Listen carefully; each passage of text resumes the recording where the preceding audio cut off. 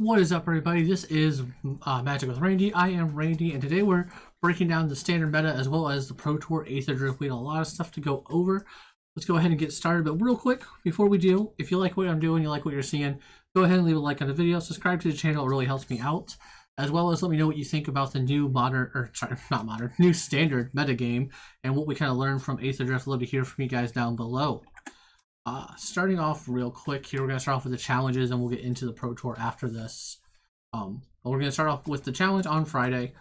We had 12 Gruul aggro decks, 6 Esper Bounce, 5 Domain, 2 Golgari midrange, 2 Domain, 2 Golgari midrange, 2 Dimir midrange, 2 Azorius Control, believe it or not, and then a couple different one-ofs in there as well. So kind of what we expect and what we've kind of been seeing throughout the metagame here on Friday. A lot of aggro, a lot of Esper Bounce. Domain still in that uptick that has a good game against Esper Bounce.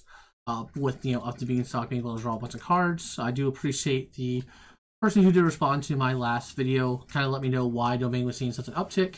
Apparently it has a much better Esper Bounce matchup than I originally thought. I do think that, Esper Bounce can beat the Domain matchup. I don't think it's that crazy. I think after this weekend, we're going to see some different changes in sideboard and stuff, though, as well. But, Gruul aggro still being the #1 kind of like most popular deck really is not too surprising in these challenges. It's super resilient. It's super powerful. On paper, it has a good matchup against Domain. It can beat the Esper Bounce deck. You can still lose to him, obviously. You have that bounce interaction and things like that. But, not too surprising to see, Gruul aggro just kind of being the de facto best deck, quote unquote. I mean, kind of most played deck, really. It's also relatively easy to pilot. I say that with a heavy asterisk. Obviously, there are some things that Gruul aggro has where it's not the easiest to do and things of that nature. So I don't want to sit here and go, oh, Gruul aggro is so easy to play. It's not that easy because aggro decks always get that kind of just what's what I'm looking for? Kind of like arrogance about them. Like, oh, you play aggro, you tap, you attack your guys, and you spend your mana. It's not hard. It's a lot more challenging than that. But I do think it is one of the easier decks to hold a pilot. That being said, though, Gruul aggro did win the tournament, so not too surprising there. Kind of the biggest thing here is we're seeing Sentinel of the Nameless City in the main deck. Usually we kind of reserve that for the sideboard. There's even one in the sideboard, so kind of surprising there. Paul Patch Recruit as a 4-of, kind of really we're seeing that card come out to play because of the Esper Bounce decks and things like that, where they're targeting a bunch of your stuff, being able to get those counters, make your things bigger to get out of range of nowhere to run, things like that. As well as your opponent wants to bounce something that's great. I'm going to put counters on my guy. It's just good. It's a solid body. Like Paul Patch Recruit is a solid creature. When you're not going to get laughed at from playing that in a tournament, that's for sure. Looking over the sideboard, you can see Paul Patch Formation's definitely in there because of Domain. Same thing with the Sunspine Lennox.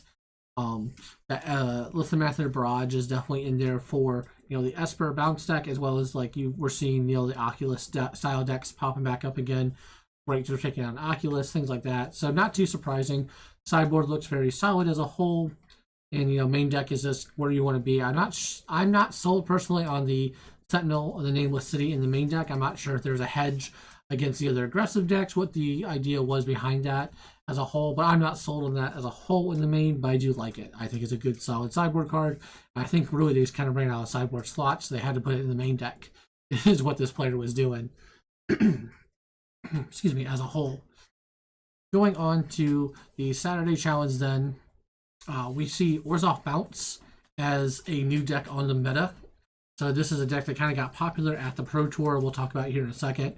But Jeskai Convoke putting up 4, Mono Red with 3, Golgari Midrange with 3, Gruul aggro with only 3, Esper Bounce with 2, and then a bunch of 1-ofs. We got a random Caves deck, which I'm convinced that the player who played Caves was on a bet. He had lost the bet and had to play it. Is an Artifact is another kind of interesting one that was a 1-of. Selesnya Caves is putting up numbers. Only one Domain in this one, kind of different. I'm kind of surprised to only see one Domain. Jeskai kind of came out of nowhere, putting up 4 copies as well. I mean, I think this is a pretty good rendition of what the metagame is. If you take away the 7 Orzhov Bounce, because that's obviously a little extra hype from the Pro Tour, I'm gonna guess, because Orzhov Bounce is kind of like a weird little deck, so could be just hype from that. I'm not sure what went on with why there were 7 Orzhov Bounces in this challenge, but I think this is a much more rendition of how the metagame is. Gruul aggro is definitely underrepresented, so is domain, but kind of what we're expecting to see, moving forward and such. But the mere mid range was like the deck to win. It only had one copy in the whole tournament or in the top 32, but it did end up winning the tournament. Definitely a deck that we have not seen in quite a while. We see the Dimir bounce way more than the Dimir mid range. Kind of a little interesting thing as a whole. Really surprising, Fairy Mastermind is only down to 2 copies. I thought that was a card that would never drop below 4. If you had asked me, a couple months ago, Fairy Mastermind's a 4 of auto include type situation. Not anymore. Playing like the one Mockingbird, a little interesting. Playing Shieldred. I think Shieldred's probably really good in this format right now, with so many up the beanstalks running around. Curiosity only has a 3 of.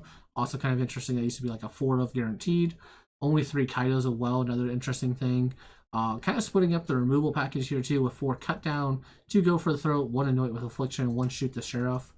Kind of just different. We've brought Deep Cavern back as well, which is a little interesting to see that card come back. Definitely a card that was super on the uptick when Standard first started, and now it kind of dropped off the face of the earth, and now it's starting to make its way back in.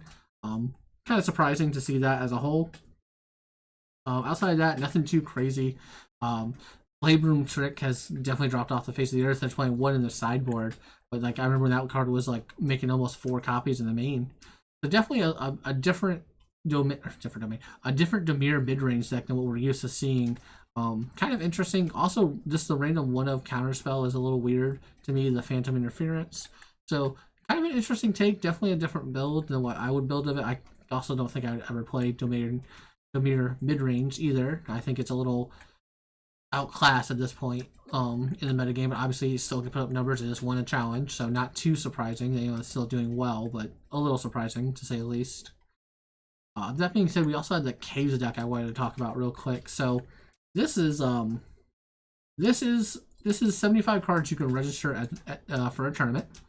We're playing up the Beanstalk, Elspeth Smite, the Ride's End. So good cards there.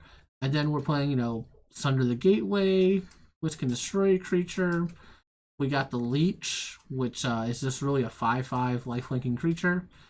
Costs 1 less for each cave you control and cave in your graveyard. We got the Bat Colony, which if you tap three caves to play it, you get 3 bats. And then whenever a cave enters the battlefield under your control, you can put a +1/+1 counter on it. You got the Glamorous Cave In, which deals damage equal to the number of caves you control, or number of cave in your graveyard. So just an interesting build to say the least. I don't know. This deck did not get 32nd place, by the way. This deck did do better than that. Just in case you're curious, it's in the 20s. Yeah, it's a weird deck. I just kind of had to showcase this because I couldn't believe this deck existed. I saw caves in there and I had to click on it because I was like, I don't know what that's supposed to mean. And apparently it's this. This is what caves is. So interesting to say the least. And then also this is the Esper Pixie list. This is the list I stole from the Pro Tour because that was kind of like the pioneer of this whole thing. So, it's playing a much more like mid-range grindy plan. We have, 4 temporary lockdowns in the main. We have 4 Hopeless Nightmares, 4 Momentum Breakers, 4 Get Lost, along with 1 Tiny Bones joins up as another discard, 4 Grim Baubles, and 4 Nurturing Pixies is our way to kind of bounce these things. We're also playing Unholy Annex as a way to get card advantage. We're playing Liliana as a discard outlet, and as to whittle our opponent down on resources, as well as get rid of creatures, and 2 Lorien of the third path. Just we are all in on the grind package essentially. And this deck did do really well at the Pro Tour. The player didn't do super well in limited, so they didn't make it into the top 8. But just the deck did do well. I think it had the highest win rate percentage just because the player I think went 8-1 in standard and was the only one on this deck, so super high win percentage rate because of that. But it's an interesting deck. It's definitely cool. It's definitely something I think we'll see, and I think it just kind of proves that we are still innovating in standard. Standard is not the solved format by any stretch of the imagination. Alright, going into the second challenge then here on Saturday. Domain back on top with 6, right along with Gruul Aggro. Dimir mid-range putting up 4 copies. What a time to be alive. Esper Bounce with 4 copies. Azorius Tempo with 2. Those are the Oculus decks.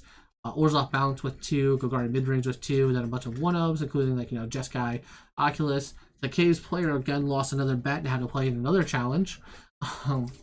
So, just all interesting things. Kind of what we expect more of. See Domain more on top, along with that Gruul Aggro. Dimir midrange putting up 4 copies is kind of weird since we haven't really seen that deck do too well. Obviously, just won the last challenge, and unfortunately, it also won this challenge. And if this deck looks remotely similar at all from like 2 minutes ago, it's because it is. It's the exact same 75 that won on the first challenge, and I had to double check to make sure that I wasn't seeing double repeats or something like that. Nope, same player, same deck won both challenges on Saturday. Kind of a little wild.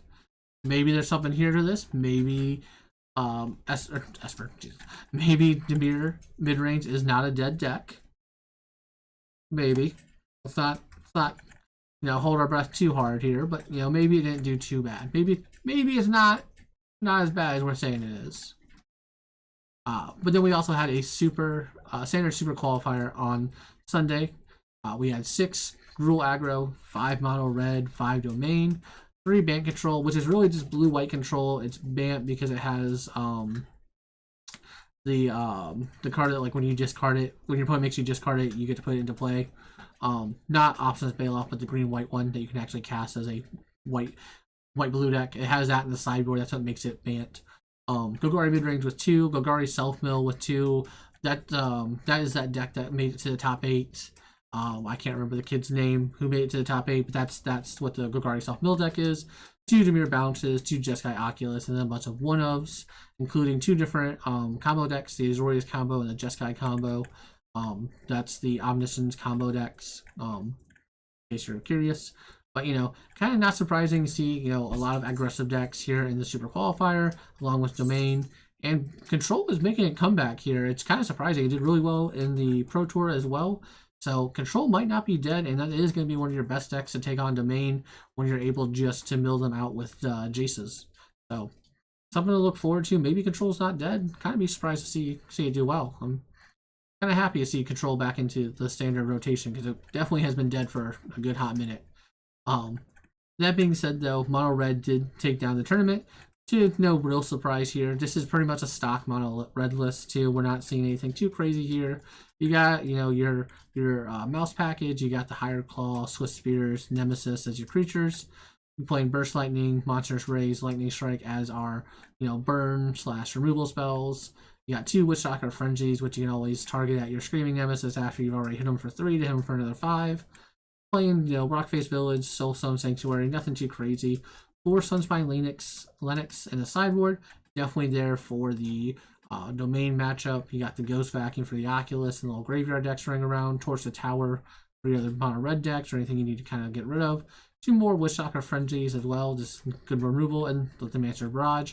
There for those bounce strategies as well as killing Oculuses and things of that nature. And then 1 Soul Guide Lantern as another way for the graveyard interaction. Nothing too surprising here. Just kind of not your stock list minus the sideboard. Sideboards are always changing, but I definitely would call this the stock mono red list for sure. We're just playing mountains. We're gonna make sure we can cast our spells on time, all that fun little jazz. So nothing too special here. All right, now what we're all been waiting for, the Pro Tour here. So this is the standard metagame here. This is the number of decks that were registered for day 1. Essentially, we had Gruul Mice with the highest percentage, at 66 decks, 18.9%, basically 19% of the meta was Gruul Mice. Esper Pixies with 58 decks, 16.6% of the meta.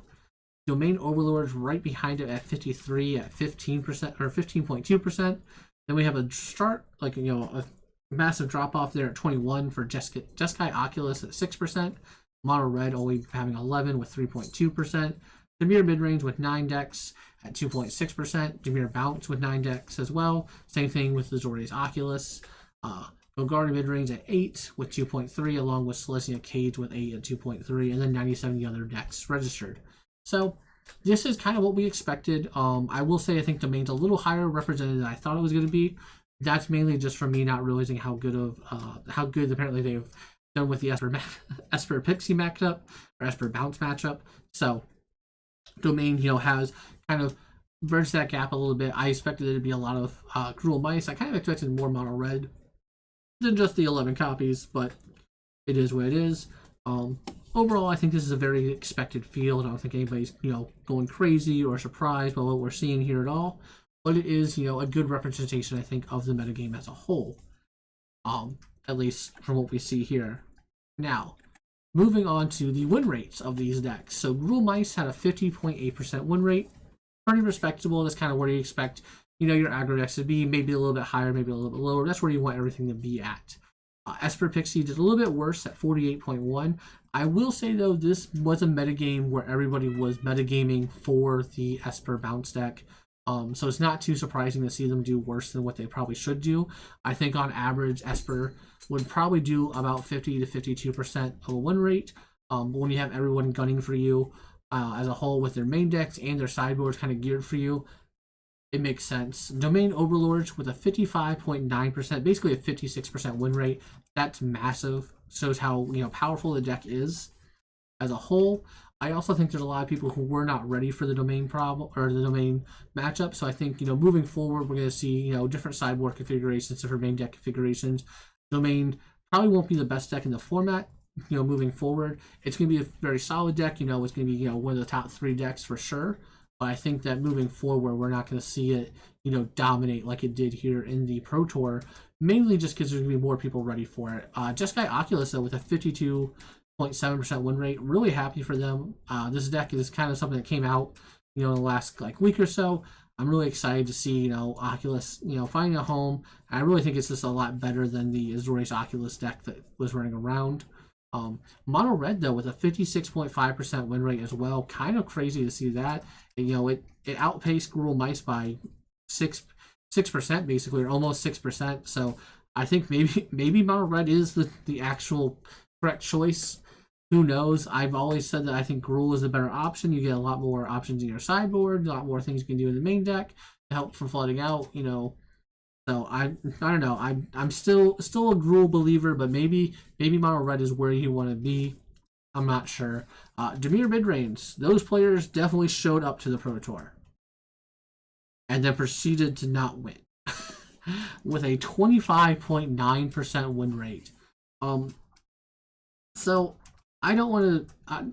Obviously, these players made it to the Pro Tour. They're doing better than I did. Clearly, I wasn't at this Pro Tour. But you gotta try hard to get a 26% win rate. I just don't know if these players just had abysmal draws. Variances told them to go fuck themselves. What happened here? But my God, did the Dimir Midrange might be the worst choice to have picked for this Pro Tour. Just awful. Dimir Bounce, not doing too well either with 45%, but it is almost double the win percent rated of Dimir Midrange. So at least, they won some games. Azorius Oculus with a 49.3% win rate. A little lower than you want to be. No too surprised there. Golgari Midrange with a 43.5. I will say what I've been saying for a while now. If you want to win tournaments, don't register Golgari Midrange. I think the deck is not well placed. I don't think it's well positioned at all. It's not a good deck. And I've been saying this probably for almost a month, maybe a little bit longer now, that we keep seeing these people register Golgari Midrange for these challenges and doing, getting the top 32 placement. Deck's not good. I don't have any better information to show you than this right here. Celestia Cage with only a 44.9% win rate.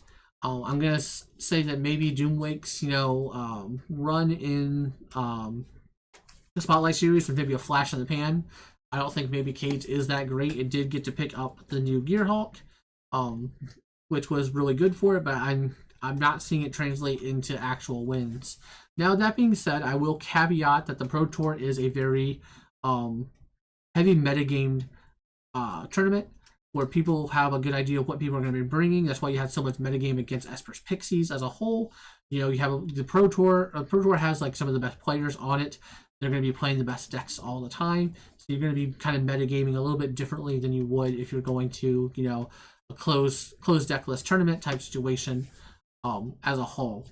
So that's why I do think that, you know, as Domain did do really well, maybe it's not as great as people are thinking it is. That's just me. I could be wrong. I've been wrong many times before. I think Mono Red showcasing how powerful it is something a little bit interesting, more interesting in the fact that like it did so well. So that is something to kind of look at and moving forward, you know. And of course, we can't get over talking about, you know, the top 8 of the Pro Tour, which we did have 3 different Domain players. We also had 1 Mono Red player, along with a Gruul Leyline and a Gruul Mice build. So interesting, you know, that the Leyline version is still putting up numbers, still doing well. We also got 1 Jeskai Oculus, and we had that Golgari self-mill deck that was in the top 8 as well. Then you get to the semifinals, and it was almost an all-domain matchup. All 3 of the Domain players made it to the semifinals. And unfortunately, we did have a finals of Domain where Matt Nass ultimately took it over James.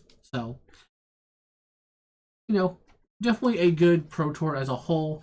Domain was definitely the right deck to pick, you know, going into the tournament. I will say, you know, when we watch these Domain decks play against these red aggressive decks, they didn't seem to have nearly as much trouble as I think they should have. I do think a lot of this still comes down to if they have Zur on 5 or not, essentially, where you're able to play Zur, activate it, and attack and just kill or immediately gain, you know, 5+ life back. Is one of those big things, you know, I think that really kind of swings that matchup a lot. And I think that with that being said, with Domain doing so well, I think we're going to see the Lithium Method Barrages stay in the sideboards of these red aggressive decks for being able to kill Zur, since it is a 4 toughness creature. Being able to do a 5 damage to it for 1 red, just kind of clear it out quickly. Yeah, getting hit for 5 or 7 doesn't feel good, but you can beat getting hit for that kind of damage. You can't beat getting hit for 5 to 7 damage and them gaining 5 to 7 life. That is just a death sentence for you as the red aggressive decks. You can't have them gaining this life type situation. That being said, though, I don't think that this is inherently a problem moving forward at all. I do think that, you know, when you look at the standard metagame breakdown, I don't think it's anything too crazy. We also have to remember, you know, the Pro Tour is a heavy metagamed format, so it's not always as cut as dry as what the actual full game metagame looks like. But I think it was a very good kind of indication to showcase that Esper Pixie can be beaten. This is not this deck that is just the be-all, best-all deck. Now, obviously, there was a lot of people metagaming against the Esper Pixie deck, so it'll be interesting to see it, you know, in the coming RC season and stuff like that, where, you know, we have standard RC, we'll have a couple more standard sets and stuff before that, or I think at least 1 standard set before the next RC season for standard. So it'll be interesting to see what happens as a whole for sure. I am curious to see. I do think that, like, you know, these win rates kind of showcase, you know, that everything kind of has a place in the metagame except for Jimmy mid-range. It's just dying hard. But I do think that, you know, Domain Overlord's presence is maybe a little over, or win rate is maybe a little over-infatuated. Maybe Mono Red's also a little over-infatuated because of it being able to prey on Domain Overlord so well. We'll just have to see. Time will tell, obviously. But I think this does prove that, you know, Esper Pixie is not the end-all, be-all. Best deck in the format, we got to ban. Hopeless Nightmare, we got to ban. This town ain't big enough, or otherwise it's not going to be a good metagame anymore. And I think, you know, people who are calling for that just didn't understand the true metagame or just played against Esper Pixie maybe one too many times. But as always, guys, if you like what I'm doing, you like what you're seeing, go ahead and leave a like on the video. Subscribe to the channel. It really helps me out. And let me know what you guys think about the Pro Tour. What did you think about Domain Overlords winning? Let me know in the comments below. Love to hear from you. I'll catch you guys next time.